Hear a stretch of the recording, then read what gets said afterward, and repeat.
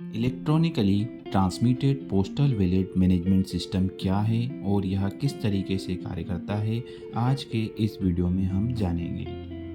ET पीबीएमएस service voter जो कि सशस्त्र बलों में है, सुरक्षा बल में है या भारत सरकार के अधीन कार्यरत हैं और भारत से बाहर हैं या किसी राज्य के सशस्त्र पुलिस बल के सदस्य हैं और उस राज्य से बाहर सेवारत हैं को वोट डालने की सुविधा प्रदान करता है।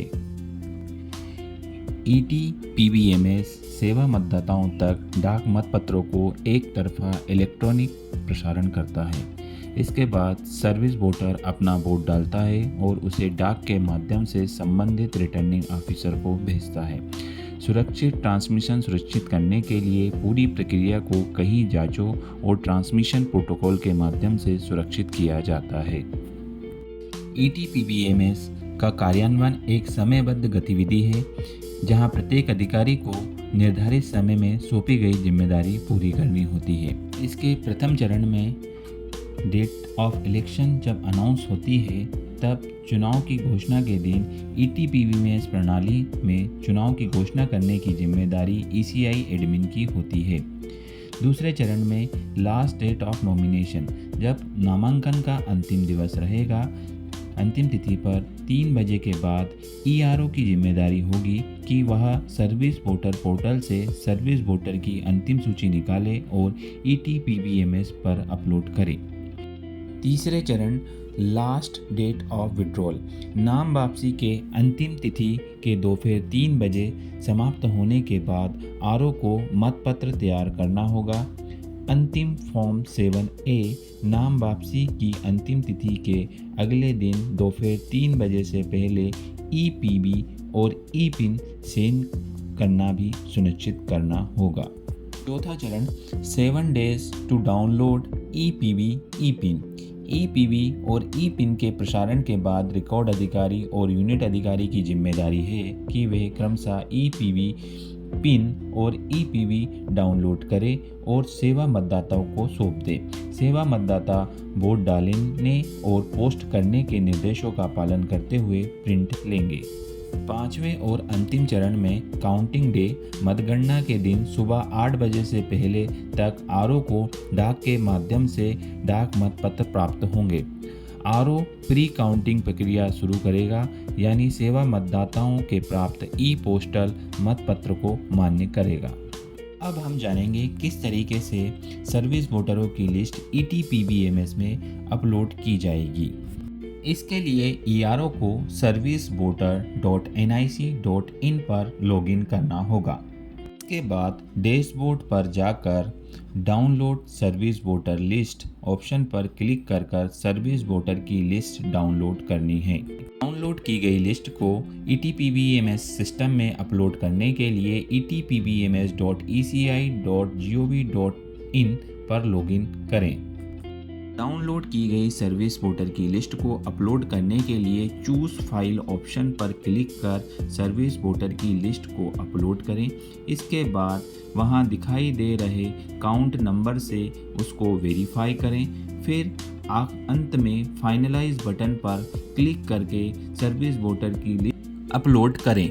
नाम वापसी की अंतिम तिथि के दोपहर 3 बजे समाप्त होने के बाद आरओ को मतपत्र तैयार करना होगा और अंतिम सूची 7A नाम वापसी के अगले दिन अपराह 3 बजे से पहले ईपीबी और ईपिन सेंड करना होगा।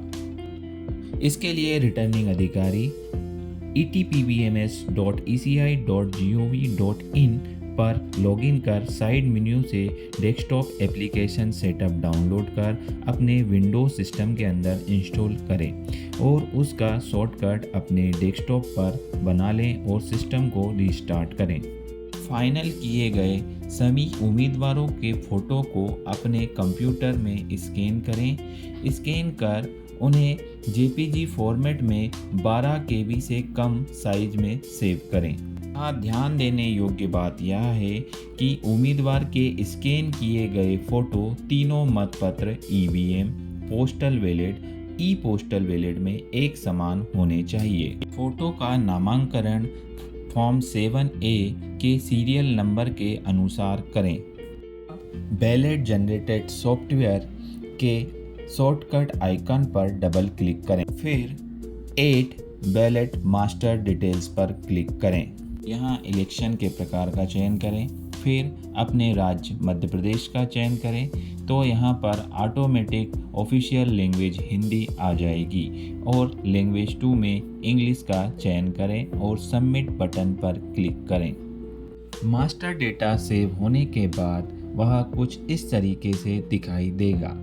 इसके बाद ऐड डिटेल वाले ऑप्शन के नीचे ऐड कैंडिडेट ऑप्शन पर क्लिक करें तो कैंडिडेट का फॉर्म ओपन हो जाएगा। उस फॉर्म को भरें। कैंडिडेट की संपूर्ण जानकारी आपके द्वारा फिजिकली तैयार किए गए 7A के अनुसार ही भरें। उम्मीदवार का फोटो अपलोड करें और सबमिट डिटेल ऑप्शन पर क्लिक करें। इसी प्रकार 7A के क्रमानुसार सभी कैंडिडेटों की जानकारी सबमिट करें। सभी उम्मीदवारों की एंट्री होने के बाद अंत में नोटा को ऐड करें। इसके लिए कैंडिडेट वाले ऑप्शन में नन ऑफ द अबव और ऑफिशियल लैंग्वेज में हिंदी में इनमें से कोई नहीं लिखकर चेक इफ़ नोटा रिकॉर्ड पर टिक करें एवं सबमिट डिटेल ऑप्शन पर क्लिक करें। बैलेट पूर्ण हो जाने पर पुनः उसका 7A के अनुसार मिलान करें और उसमें किसी भी प्रकार की गड़बड़ी ना हो तो फाइनलाइज बैलेट ऑप्शन पर क्लिक करें। सेव बैलेट ऑप्शन पर क्लिक करें और फाइनलाइज बैलेट को सेव करें। यह ध्यान रखें हमेशा आपके सिस्टम में सिंगल बैलेट फाइल ही रहे जिससे गलती की संभावना ना हो। सेव बैलेट पेपर कुछ इस तरीके से दिखाई देगा। अब इसे अपने प्रिंटर के माध्यम से प्रिंट करें। प्रिंट बैलेट को वेरिफिकेशन के लिए DO ऑफिस एवं CO ऑफिस भेजें और वहां से जब तक अप्रूव ना हो तब तक इसे अपलोड ना करें।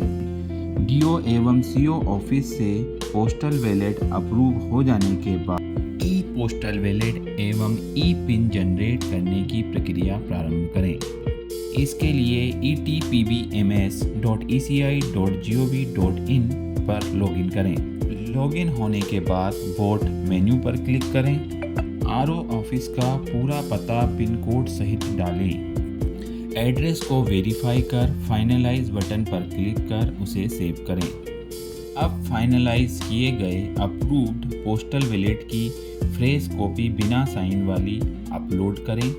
उसका प्रीव्यू देखें और सेव बटन पर क्लिक कर उसे फाइनलाइज करें।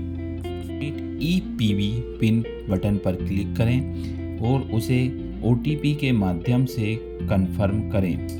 मल्टीपल कंफर्मेशन के बाद पोस्टल बैलेट यूनिट ऑफिसर को और EPB पिन रिकॉर्ड ऑफिसर को पहुंच जाएंगे। अब सर्विस वोटर अपने रिकॉर्ड ऑफिसर एवं यूनिट ऑफिसर से अपना पोस्टल बैलेट और पिन प्राप्त कर प्रिंट लेकर अपना वोट डाल स्पीड पोस्ट से पुनः रिटर्निंग ऑफिसर को पोस्टल बैलेट सेंड करेंगे।